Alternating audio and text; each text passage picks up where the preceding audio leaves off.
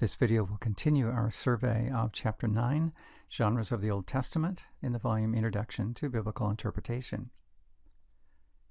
To this point, we've looked at narrative and law. Now we come to Part 3, poetry. The different kinds of poems that make up the Old Testament collection include the broad category of prayers and then the category of psalms. Within prayers, you'll see our authors talking about prayers of protest. A simpler way to think of this might be petition, asking for help. Another category of prayer, or a special sort of petition, are the imprecatory psalms, so called because they contain an imprecation. These are the ones that are especially bitter, especially vivid, especially angry. And I call your attention for interpretive tips to page 453. Page 453, notice the first full paragraph down, which says, they, that is, these imprecatory psalms, thus serve an important twofold function. On the one hand, they expose the world's cruel violence and oppression, lest it be ignored and continue unopposed. This is an important value to recognize when we're reading some of these very angry, bitter, revengeful psalms. They don't let us forget how vicious is injustice. It's very important. And secondly, returning to 453, these give to its victims, that is, people who have been victimized by injustice, the words in which to express their legitimate despair and outrage. Psalms give a vocabulary of prayer, and in this case, prayer to those who have been damaged. Further, the authors say, as prayers, they occur within an ongoing relationship with God. This is so important. Instead of taking my bitterness, turning sour and rejecting God, I take this damage, this injury that has unfairly been inflicted on me, and I bring it back to God. I talk it over with Him. And so they direct their fury to the right person, the God of justice and vengeance. God says, vengeance is mine, I will repay. So those are some important perspectives to keep in mind. And notice also their comment in the previous paragraph, taking the position that this is hyperbolic when they ask for equivalent vengeance to be visited on the perpetrators of injustice, rather than what we would like to hear, right, is forgiveness. But sometimes we rush too quickly to that without really tasting the bitterness of another person's experience of injustice, or perhaps owning it for ourselves when we have been the target of injustice. Another type of prayer, penitential psalms, and here it's not asking God's assistance against an external enemy, but acknowledging that we are our own worst enemies when we go against God, violating His directives for what is best for us, and so we come back with repentance. Another sort of prayer is a dirge, so this is just flat out expressing grief for a circumstance that someone is undergoing or a group is undergoing. Lamentations is an excellent example of a dirge. It was composed in the wake of the destruction of Jerusalem, capital of Israel, 587 BC, probably composed by Jeremiah. On the other side then, in place of these prayers, these expressions of request for help, we have what our authors call songs. So these are more happy occasions, whether Thanksgiving, a hymn of praise, or a love song, such as we find in the couple of instances that you see before you. Scholars of the Psalms point out that some of them indicate their usage in a particular context in the history of Israel. Not just one time, but could be multiple occasions, multiple instances of it being used. So, for example, a Thanksgiving liturgy, Psalm 118, when the nation has experienced something especially beneficial, then corporately they could use something like Psalm 118 to give them language to join together and thank God for His goodness. Psalms like 15 and 24 refer to approaching God, and so these have been called entrance liturgies, and the concept there is entering the temple. A smaller handful of psalms give wisdom or instruction. Telltale signs of that are the phrases, I will teach you, or the evaluation, blessed is, and incidentally, in Hebrew and also in Greek, there are two words, two in each language, that tend to be drawn together and translated blessed in many English versions. The one we're focusing on here, ashrei, is the word in Hebrew, ashrei. This word for blessed has the idea of someone achieving a condition that is just incredibly desirable. What we're distinguishing it from is someone who has received a statement from God of God's intention to bring benevolent circumstances to them. So it's not so much God actively blessing them that's being referred to here. That's a different Hebrew word.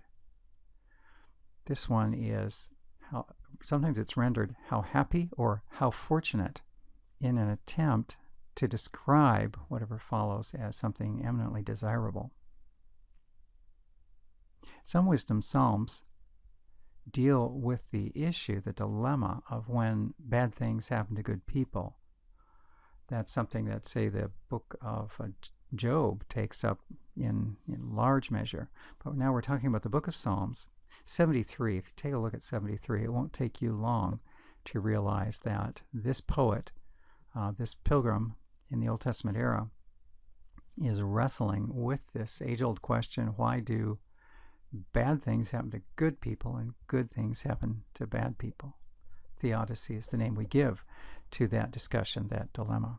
So we want to be aware that a few of the Old Testament Psalms operate on the rails of a wisdom psalm, giving counsel, giving advice.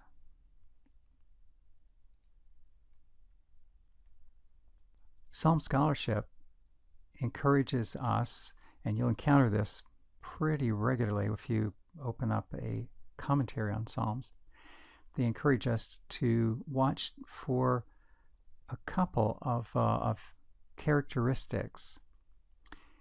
We've already indicated as far as content, we want to be aware, it's fairly simple, fairly straightforward. Is a psalm more of a protest, that is asking for help, redress sometimes, or is it celebrating something good, a song? Thirdly, it could be a wisdom psalm. The other feature that we're encouraged to pay attention to, whether it be a complaint, that is a protest, or a thanksgiving, a song, is this: do we find the language of the psalm speaking for one individual, or is it speaking for a group? This is exceptionally easy to distinguish. Just listen to the pronouns. Are they saying I and me, or are they saying we and us? That's the difference between individual and communal. And by the way, there are some psalms that really operate on a royal outlook. They talk about the king, and so be aware of that. Messianic psalms can often be a subset of the royal psalms.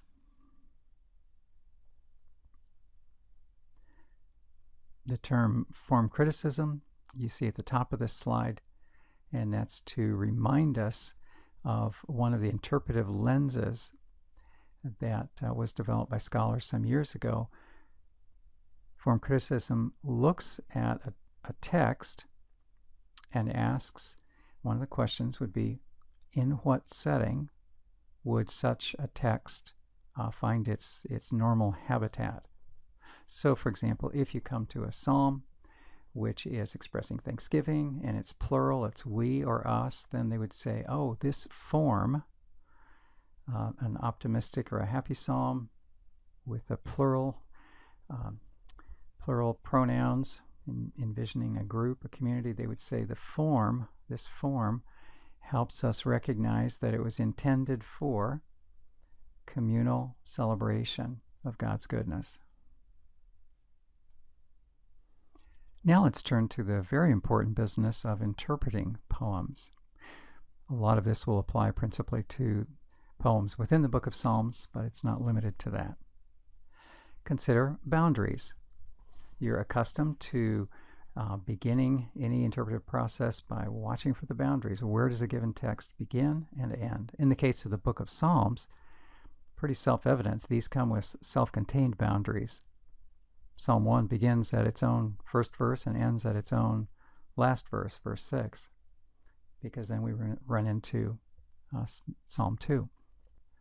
By the way, the book of Psalms is the only book of the Hebrew Bible for which we can rely quite fully on the chapter divisions that we have in our English Bibles, because those are indigenous to, original to the point of composition itself. They were not imposed somewhere in the 1200s by a British individual, by a scholar.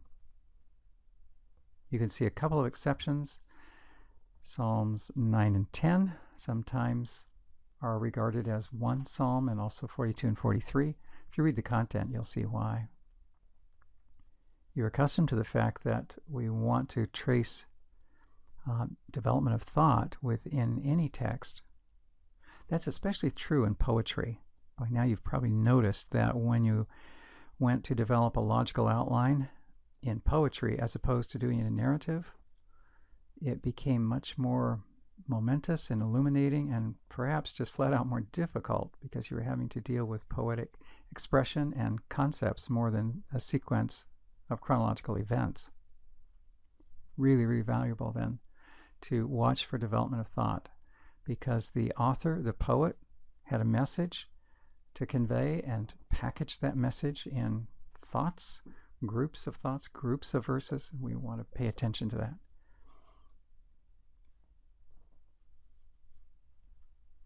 There'll be figurative expression.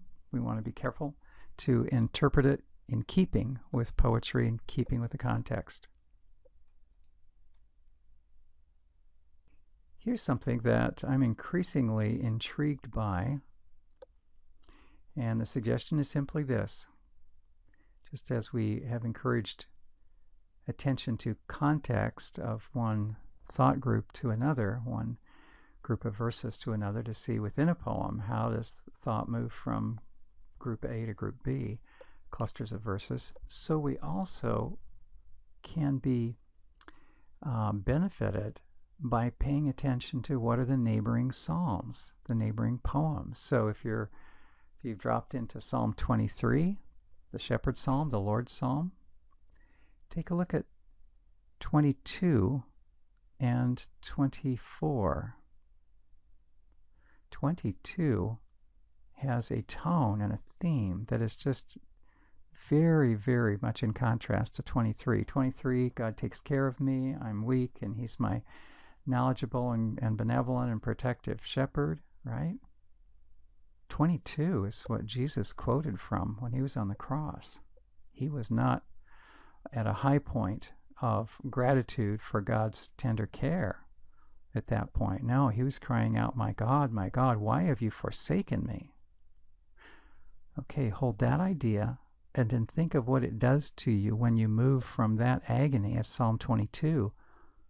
And the editors, we're talking inspired, ancient Israelite scribes, they decided that Psalm 23 should come right after the agony of Psalm 22. Can you feel what a balm, how soothing it is to emerge from Psalm 22 and then find yourself in the shepherd's care of Psalm 23? I wonder if after thinking about that, it makes you wonder, what's in Psalm 24? Take a look and see. All right, you get the idea. Instead of treating each psalm just as an independent, isolated, randomly sequenced member of the psalm collection, spend a little time to find out what are the neighboring psalms. That doesn't mean you spend 80% of your dear exegetical time attending that, but notice it and see if it doesn't help put the target psalm either in a little more contrast, or perhaps it will cause you to reinforce the message of the given psalm because a neighboring psalm may be saying much the same thing with a slightly different flavor.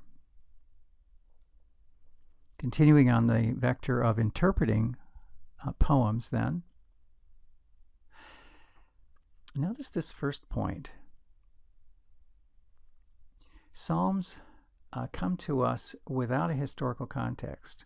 Well, some of you may be protesting, say, but what about those superscriptions where they say David was running from Saul, he was in a cave. There's a long one ahead of Psalm 51. Nathan confronted David after his sin with Bathsheba and murdering her husband. And this is the poem, Psalm 51, that David used to convey his repentance and confession to God. A little note on those superscriptions. Those were added later.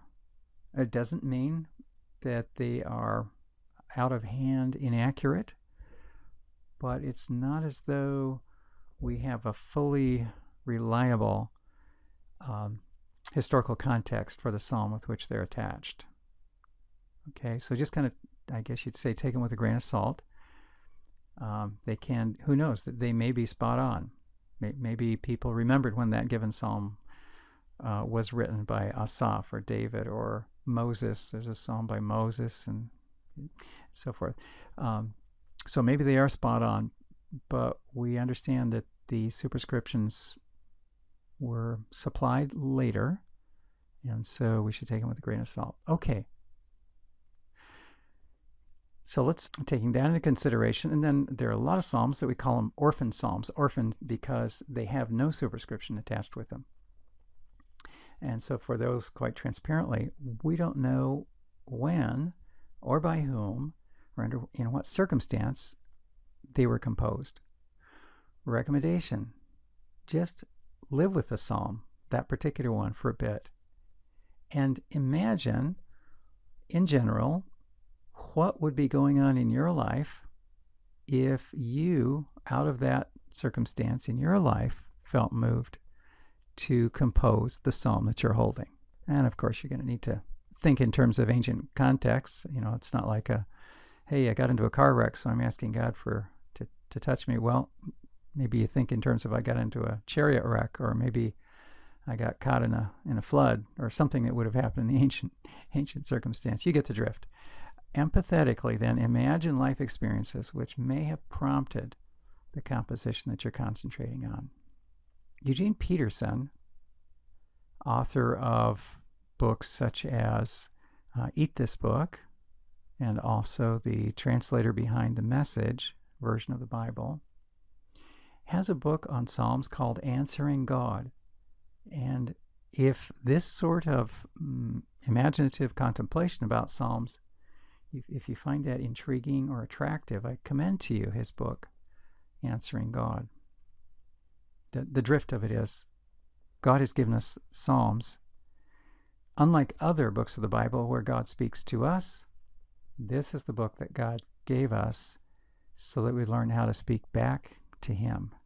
After He's spoken to us, then this tells us how to speak in response, how to talk back to God, how to answer God. And you can see the last bullet on this page, encouraging that poems that are originally prayers would fuel our own contemplation and actually conversation with God.